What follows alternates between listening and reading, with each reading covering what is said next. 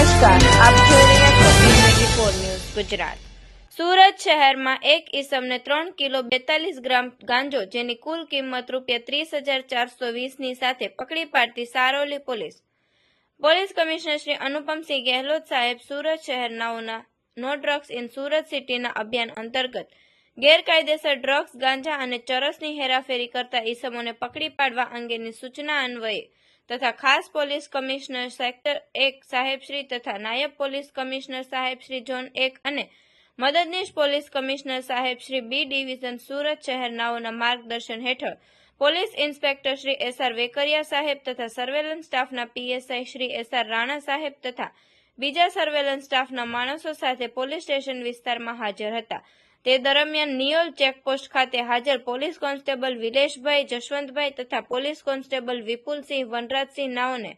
મળેલ બાતમી હકીકત આધારે નિયોલ પોલીસ ચેકપોસ્ટ નજીકમાં સાબરગામ બીઆરટીએસ બસ સ્ટેન્ડની સામે સુરત કડોદરા રોડવાળા સર્વિસ રોડ ઉપર જાહેર રોડ પર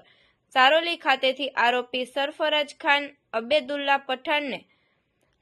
માદક પદાર્થ ગાંજા જેનું કુલ કિંમત ₹30,420ની મત્તા સાથે ઝડપી પાડી ઉપરોક્ત ગાંજા આપનાર અને ખરીદનાર બંનેને વોન્ટેડ જાહેર કરી કાયદેસરની કાર્યવાહી કરેલ છે।